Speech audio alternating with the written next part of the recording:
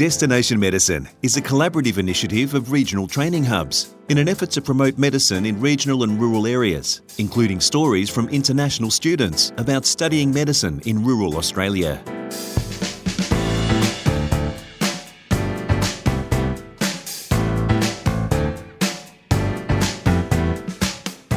Welcome to Destination Medicine. I'm Nicole Goodman. Suud Nahdi wasn't your average child growing up in Tanzania.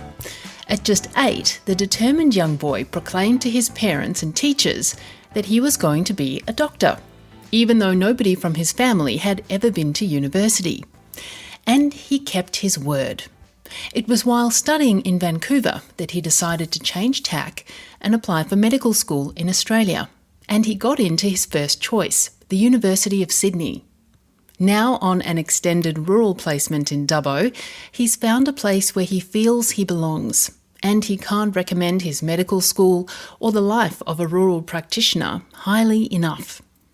Jeff Waters talks to Suud about the reasons he's so happy with his choices, starting with those childhood years in Africa. So I decided to become a doctor when I was about 8 years old, and the thought came into my head when I was 8, and since then the thought stuck to my head and I decided, this is the career for me. And so ever since I was 8 years old, I've dreamt about being a doctor, and I wonder if it's about my science grades that prompted the idea, or if it was just the fascination or whatever else it was. But I distinctly remember I was 8 years old and I proclaimed it to my family, and they all seem to remember it that way. And that's how I remember it as well. And how did they respond to it, and how did it go with your family? They responded really well. I think they were all a bit surprised, pleasantly surprised, but they never pressured me to kind of go into it. They've always, across the years, asked me again, are you still thinking about becoming a doctor? And I would be like, yep, that's the plan. That's what I want to do. So I think they've always been encouraging, pleasantly surprised, which has been excellent. And I feel blessed for it. They've always been shocked because nobody else in our family is. Nobody else in my family actually went to college or university for that matter. So when they thought being a doctor, they was like, that's really shooting up for quite high standards. I think they would have settled if I said I want to go to college, but they were quite happy with me becoming a doctor. All I remember is I excelled at science. I loved the human body. It was simple stuff like just labeling where the pancreas is, labeling where the liver is. And I did really well. And so one of the careers I could think of is, who kind of deals with the body and what things are when I was 8. And I think, maybe I got that idea from the television or something like that. And I decided, I really want to work with human bodies. I mean, obviously at that point it was quite scientific, not to sound psychopathic, but I was like, human bodies are fascinating. So I want to work with humans. And I think that's where it stemmed from. And as you grew up through school, did your teachers know that you wanted to do this? Yeah, no, I think I proclaimed it to most of my primary school teachers, my middle school teachers, and my high school teachers. And some of them... I'm going to be a doctor, and there's nothing you can do about it. Yeah, they were all very encouraging, as I said, and they're all very, supporting in that decision. I think some of my English teachers thought I'd excel in English, so they were like, why don't you, do an English major or do something else with your skills. But I think across the years, I kind of really enhanced what the idea and understood what it really takes to become a doctor, or what the skills that are required, more than just understanding the science of the body.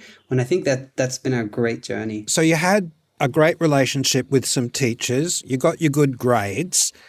What was the process like in applying for medicine? Because I'm an international student, I'll speak to kind of my application process applying to Australia.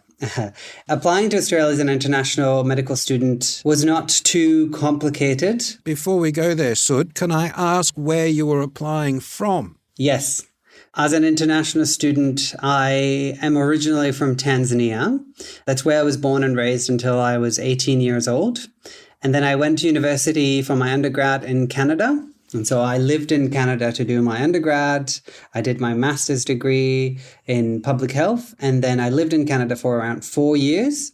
And then from there, from Canada, I applied to Australia for medical school. Whereabouts in Canada were you? I lived in Vancouver for most of my time, for most of the 11 years that I lived in Canada. At least you're on the right side of Canada.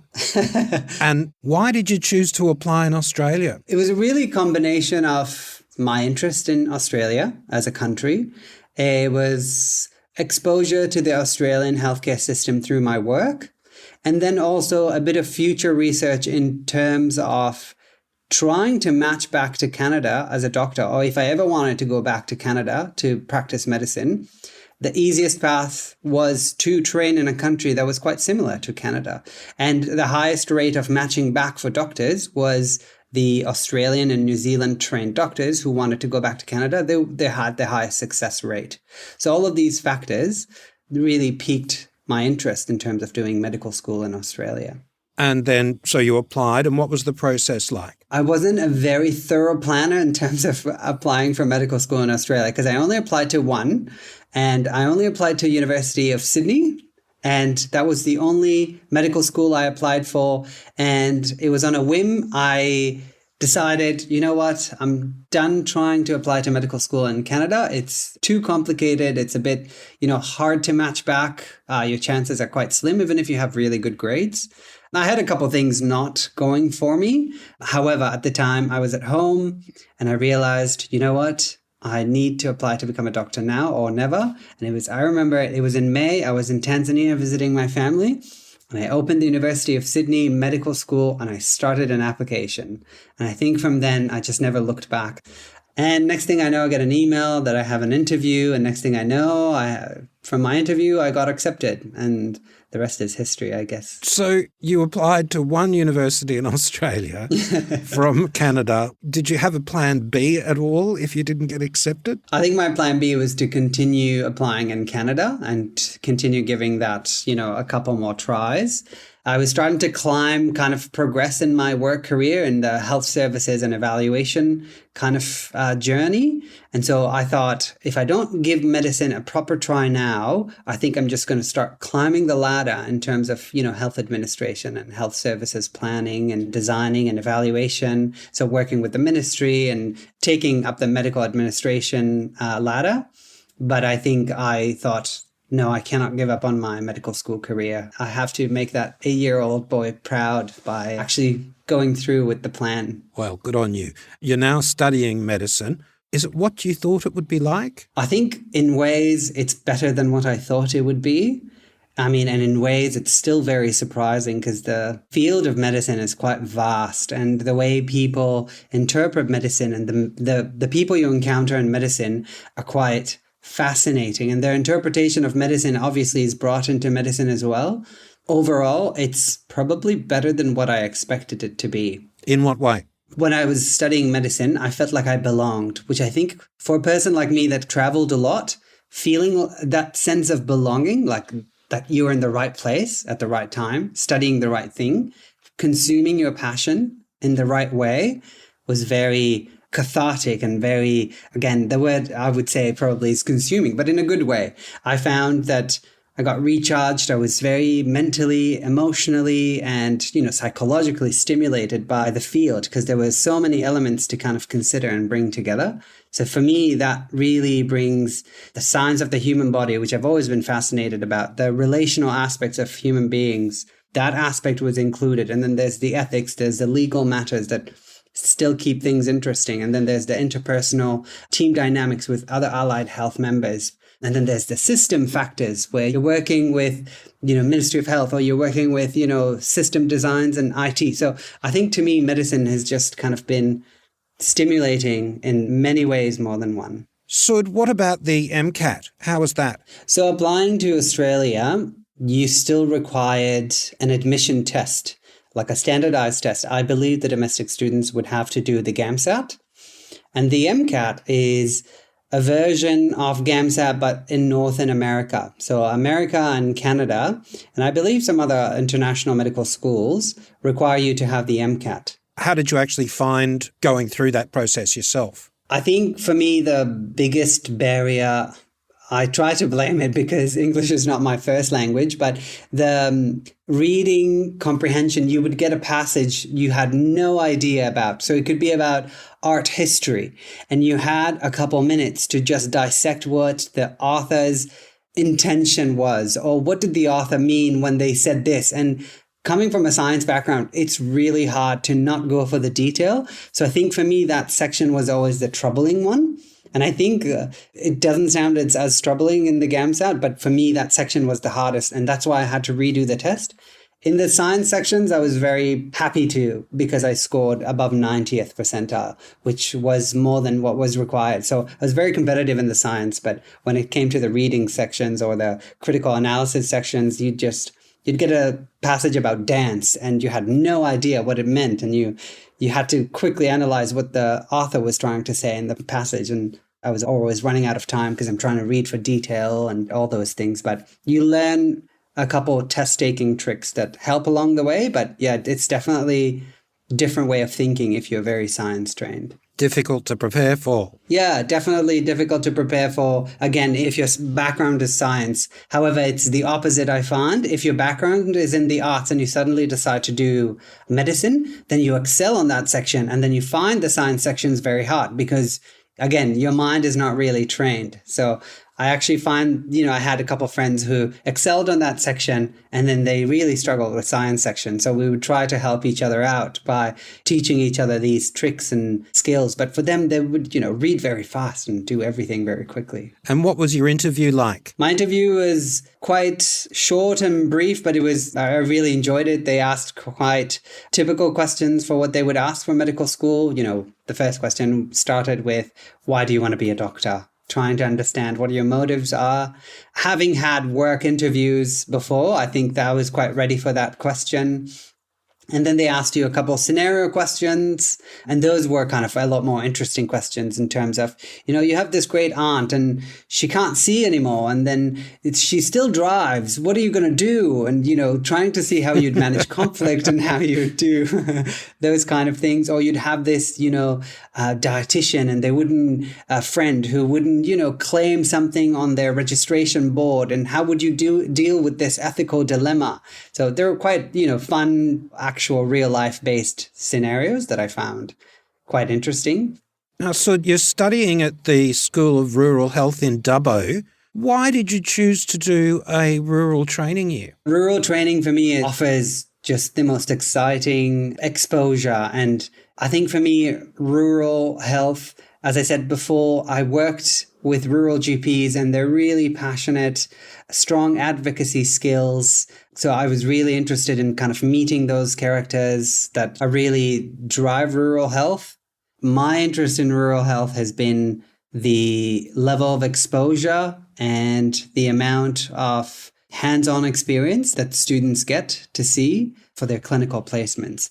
And that to me sounded really ideal in terms of, the amount I pay for the medical school and in terms of the exposure I really wanted to be involved in. If you involve me, I'll be very engaged and involved. And I knew that was kind of what was always promised in terms of rural placements. So to me, that's something I was very interested and keen to explore. Better for your clinical practice and your professionalism down the track, you're getting more experience, is that it? Yeah, exactly. I think just having more exposure to different illnesses, but the people have been lovely. The town has been excellent. In fact, I think of Dubbo when I came here, now that you remind me, I came here, I thought Dubbo is actually not outback as what I've actually wanted to. I wanted the outback experience. I wanted the proper, outback, minimal resources, rural and remote experience. So I come to Dubbo and I was like, wait, they have a swimming pool and the hospital is very nice. And they have, all of these kind of facilities. So I think regional center as Dubbo, it's actually quite happening more than I thought it would be. But in terms of lifestyle, people are amazing. There's lots to do. The river is really excellent to have around, to kind of go for walks, for runs every Saturday. Really great restaurants even around. So they have a theatre centre as well, which I've gone around twice now, which has been really, really good to see. What would you say to other medical students who were thinking or considering an extended rural placement? This has been by far the best clinical placement exposure I've ever had. I explained this to one of my friends. This is how I think ideal medical school teaching should be happening. And as an international student, for the amount of money I'm paying, I think this has been worth the amount of money that I pay, which has been a lot for an international student going to medical school. So in my experience, that's what I would say. If you want the ideal medical school teaching, in fact, if you want to be overtaught, overlooked after, really involved, go for a rural placement. And if you're looking for not just clinical placement in terms of enhancing your clinical knowledge, but also really developing good relational skills with the patients and your colleagues and interdisciplinary kind of skills, I think this is the place for you to also come and really enjoy the full spectrum of practicing medicine, more than just the science level, but just really getting involved locally, understanding the dynamics and the social factors that are important for the region and really trying to incorporate those for your patients. Suud Nahdi, international medical student at the University of Sydney, School of Rural Health in Dubbo. We trust you've enjoyed this episode of Destination Medicine, a joint project of the regional training hubs. The hubs are supported by funding from the Australian Government under the Disciplinary Training Program.